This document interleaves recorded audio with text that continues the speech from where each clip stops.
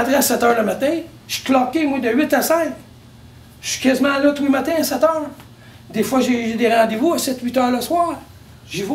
J'ai des rendez-vous samedi, j'y vais. Ben, je dis, Eric, regarde, j'ai fait une conférence ce matin. C'est beau, Kevin, vas-y. Ou j'ai besoin d'aller à Toronto une fois par année pour aider mon chum qui est toujours dans la fourrure et fait des chapeaux. Il dit, ben, vas-y. Ben, c'est donnant. Mais je travaille, puis je gagne ma vie, puis je suis heureux. Puis comme je vous ai dit, je ne peux pas demander mieux comme job que j'ai trouvé chez Baymagic. Y a-t-il quelqu'un qui a des questions? Oui, as-tu ta maison maintenant?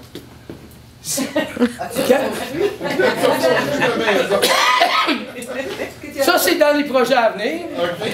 Entre-temps, j'ai gardé la job aux Chinois, parce que c'était un Chinois asiatique.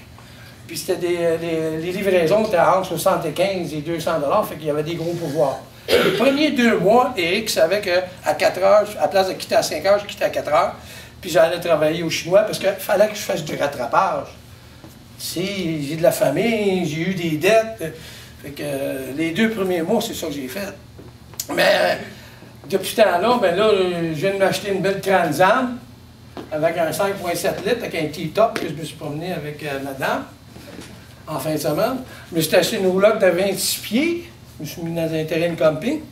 Mais tout pour vous dire que, tu sais, en 2008, j'étais dans la rue avec mon portefeuille, puis c'est tout.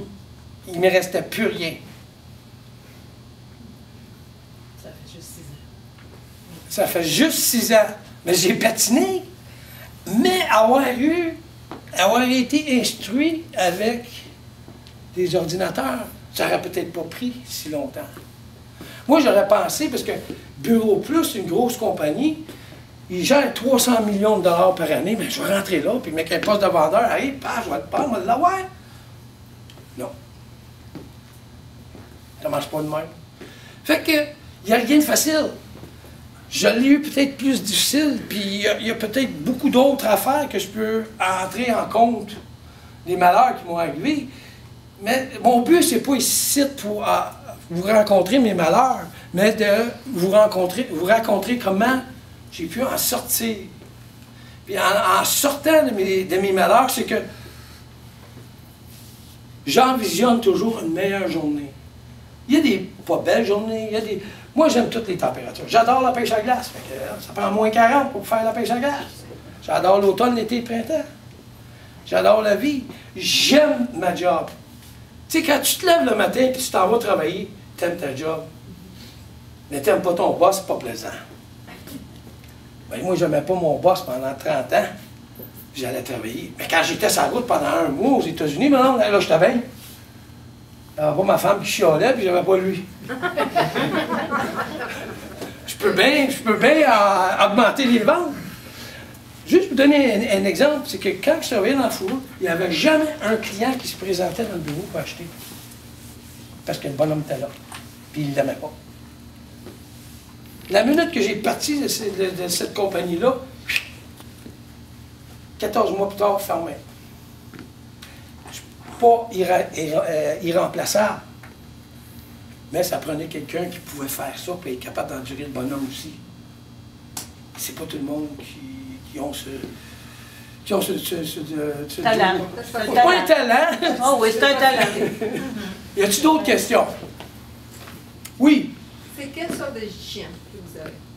Ah! Ben, c'est un chien qui est croisé entre un bichon et un Yorkshire. Il a à peu près 8 livres. Puis il s'appelle Killer. Oh, wow. La raison pourquoi je l'ai appelé Killer, c'est que c'est positif. Pensez-y. Quand vous voyez mon chien avec son gros sourire et il s'en vient de te donner un câlin, ça donne une autre définition au mot Killer. Ça donne une bonne définition. Tout le monde l'adore. Les secrétaires, les réceptionnistes à la job, quand il fait trop chaud, je n'amène pas mon chien, je le laisse au bureau, puis les filles le sortent au break, puis ils donnent des petits bonbons, puis ouais, là, il y a de l'amour. Là, il est triste parce qu'il est à la maison tout seul le matin. Il est en temps avant nous, après moi, puis il me chiale après. Comment tu fais que tu vas travailler sans moi le matin?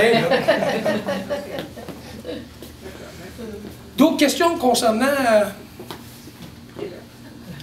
le témoignage que je vous ai fait aujourd'hui? Moi, j'en ai une question. Oui. Monsieur Huet, qu'est-ce qui a fait que vous vous en êtes sorti? Avez-vous déjà fait cette analyse-là? Quel est l'élément moteur qui a fait que vous vous en êtes sorti en dépit des difficultés que vous avez rencontrées au cours de votre vie? OK, j'ai été élevé dans la violence. J'ai été élevé à être raciste. Alors, j'avais 25 ans, j'ai figuré de tourner la page. Je ne peux pas changer ce qui m'est arrivé.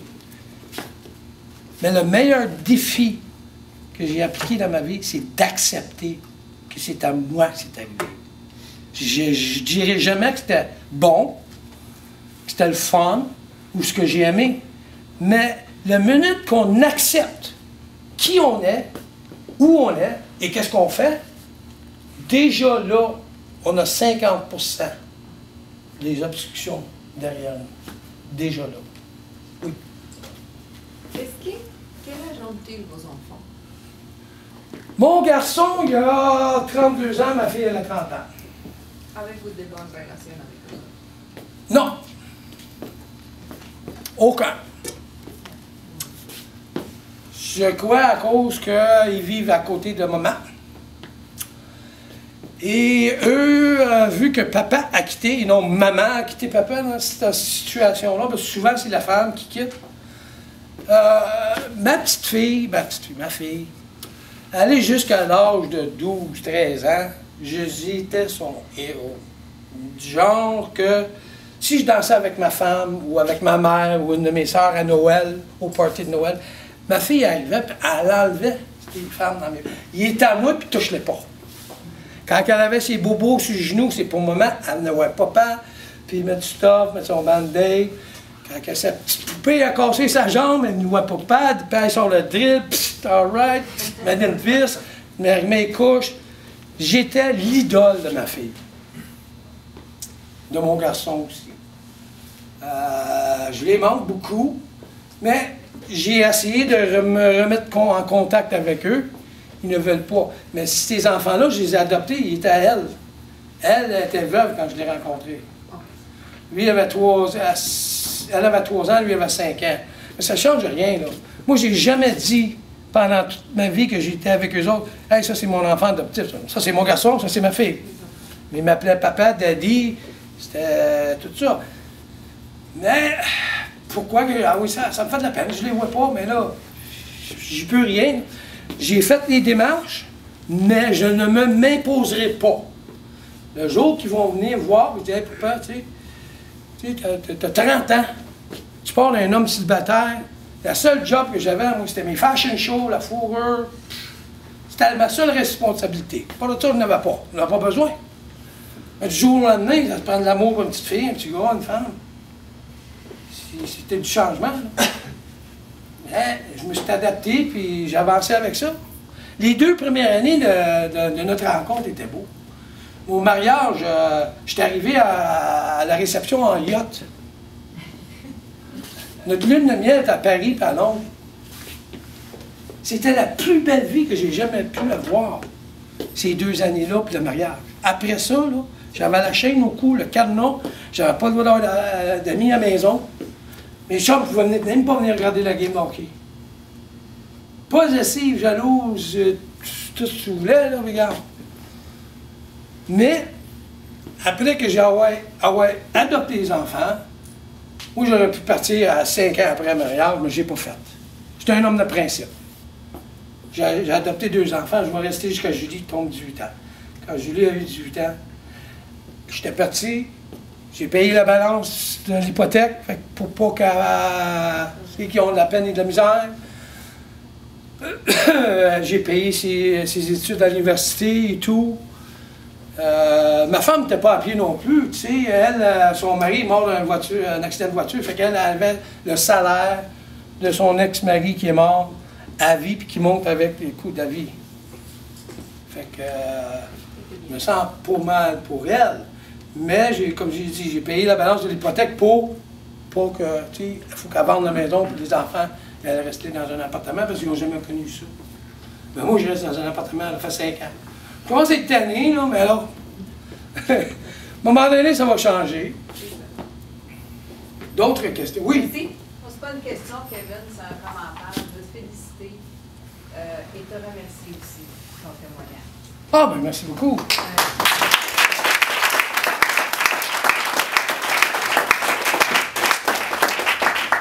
C'est bien. Question, M. Dubé? Je sais que vous en avez toujours pour ça. Ce qui est important de comprendre là-dedans, c'est que peu importe la situation, je pense qu'on peut s'en sortir. Monsieur Huet n'a pas accepté la défaite. Il a décidé de s'en sortir et je pense que les difficultés qu'il a eues dans sa vie ont été nombreuses. Il vous l'a dit clairement. Je ne peux pas revenir en arrière, mais je peux assumer mon développement et voir qu'est-ce que je peux faire dans l'avenir, puis faire des choix à partir de ça. C'est un peu ça le message qu'il vous laisse, si je ne me trompe pas. Alors, quand je vous disais ce matin que vous avez beaucoup de pouvoir, beaucoup plus que vous pensez pour vous sortir de la situation, ben c'est une réalité. Hein? Vous venez de l'entendre encore une fois. Je pense qu'il n'est pas nécessaire d'avoir autant de problèmes que M. Huet en a eu dans sa vie pour vraiment se mobiliser et passer à l'action pour faire ce que vous avez à faire, c'est-à-dire vous trouver un emploi qui va vous donner satisfaction et vous investir dans votre projet de recherche d'emploi qui va vous amener là où vous voulez. Est-ce que ça vous convient comme rencontre ce matin? Oui. Ouais. Merci. Alors, encore une fois, j'aimerais dire merci à M. Huet et félicitations pour votre parcours. Merci. Vous récoltez aujourd'hui ce que vous avez semé. Ah, ça, c'est sûr. Bravo!